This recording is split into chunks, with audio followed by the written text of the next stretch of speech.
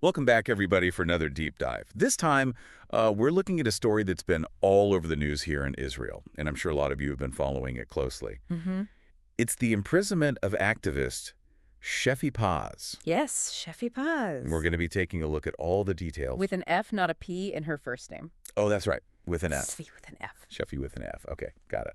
An easy mistake to make. Yeah, it is. Especially with, transliterating from Hebrew.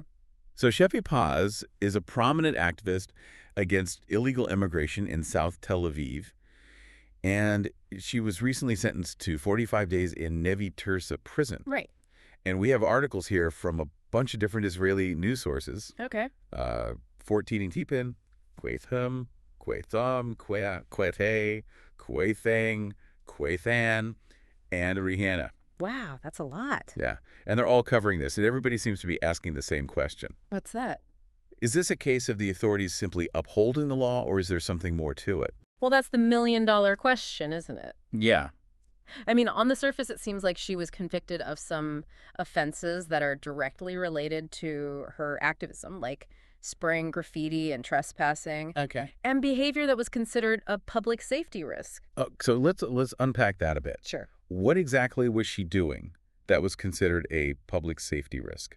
Well, it looks like one of the charges stems from an incident where she entered a kindergarten. What? Yeah, without permission. Okay. And the details are a bit fuzzy, but it sounds like it was considered disruptive enough that they decided to charge her with something. Okay. As for the graffiti, she was spraying slogans against the UN at the EU offices in Tel Aviv. Against the UN. And also near the homes of some Supreme Court judges, Esther Hayut and Hanan Melser. Wow, targeting judges' homes. That's pretty bold. Definitely. Hmm. And on top of that, it's worth noting that she refused to apologize or express any remorse for her actions. And she also didn't want to do community service instead of going to prison. Oh, so she basically chose jail time. Yeah, it seems like she sees this imprisonment as a form of protest. Oh, wow. In fact, in one of these articles, there's actually a quote from her where she says that she considers this a badge of honor. So she's like a martyr for the cause. Exactly. And that narrative seems to be resonating with people, especially on the right. Right. Her supporters are claiming that this is a case of selective enforcement. Right. They're saying that left-wing protesters in the Kaplan protests did things that were just as bad, like blocking roads and even damaging property, but they got off with much lighter punishments. Interesting. So they're saying there's a double standard at play. And they might have a point. You know, Itamar Ben-Gvir, Oh, yeah. he called Paz's imprisonment an indication of the sickness in our justice system. Strong words. Yeah, and another politician, Yitzhak Basarlaf, said that it looks like we have one law for those who burn roads from the left and another for those who protest from the right. So you can see how this idea of Paz being a victim of a biased system is gaining traction. But not everyone is buying it. Right. We have an article here from Liqua, which is a fact-checking website, and they're arguing that Paz's case is more complex than her supporters make it out to be. Okay, what are they saying? They point out that she was convicted of more than just graffiti, and that her refusal to show remorse and her refusal of community service, Right. those things really influence the judge's decision. That makes sense. And then you look at South Tel Aviv, where Paz has a lot of support. Right. A lot of residents there see her as a champion for their concerns about illegal immigration, which is a big problem in that area. Yeah. And they feel like the government has ignored them for a long time. Right. So she's kind of become a symbol of their frustration. And it's interesting, even Ariel Zilber, that popular singer, Oh, yeah, I heard about that. he showed up to support Paz as she was entering prison. Pretty surprising. You don't see that every day. You don't? It really shows you how her case has become this rallying point for people. Yeah, it's definitely become a bigger issue than just one woman's actions. For sure. It's about this whole debate around activism and law enforcement, and really about the fabric of Israeli society. It sounds like Sheffi Paz, someone who a lot of people might not have even known before, Right. is now at the center of this huge storm. Exactly. And if we really want to understand her story, we have to understand these complex issues in Israeli society. Yeah. The anxieties around immigration, the tension between different political groups, and really the very definition of justice itself. This is fascinating stuff. It is. It's also worth mentioning that this isn't Sheffi Paz's first run-in with the law. Oh, really? Yeah, a few of these articles mention that she was arrested back in 2018. What happened? During a protest demanding the deportation of illegal immigrants. So she's been actively challenging the system for a while now. Definitely. And her methods have been pretty controversial. Like what? Well, some of these articles talk about how she uses really inflammatory language on social media. Oh, wow. And she's called for some pretty drastic action. It sounds like she's not afraid to push the boundaries. No, she's not. And I think that raises an important question. What's that? Is there a point where activism goes too far? Yeah, where do you draw the line between being passionate about a cause Right. and actually becoming a danger to others?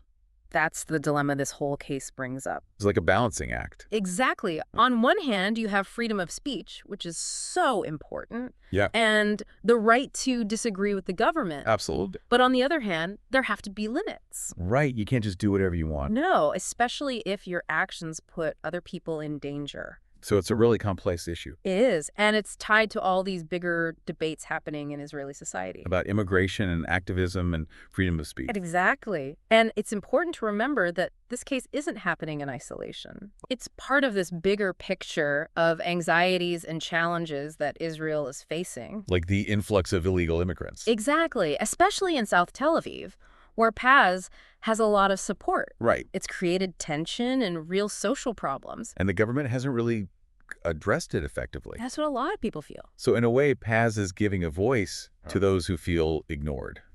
That's a good way to put it. Whether you agree with her tactics or not, she's bringing attention to a real problem. And her imprisonment is just adding fuel to the fire. For sure. So what happens next? Paz serves her 45 days. Right. But will this whole thing have a lasting impact? It's hard to say for sure, but it could go a few different ways. Like what? It could have a chilling effect on other activists. Meaning they'll be afraid to speak out? Yeah, because they don't want to end up like Paz. Interesting. But on the other hand, it could also have the opposite effect. And make them even more determined. Right. It could galvanize them and make them even more radical. So it's a double-edged sword. It is.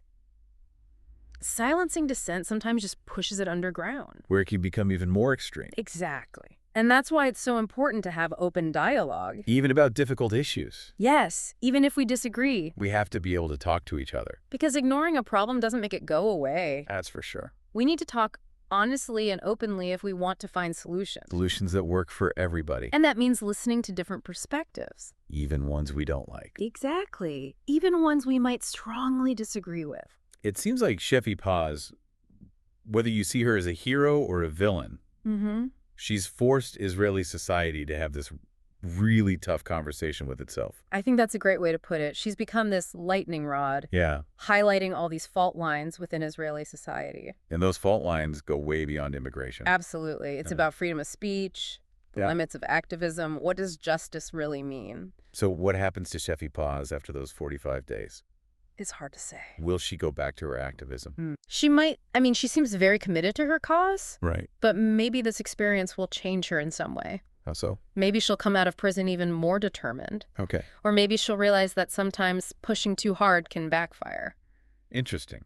Only time will tell, I guess. It really feels like this whole thing with Sheffi Paz has touched a nerve in Israeli society. Yeah, I think you're right. It's become this flashpoint in this bigger conversation about freedom of speech and activism. It makes you wonder, where's the line?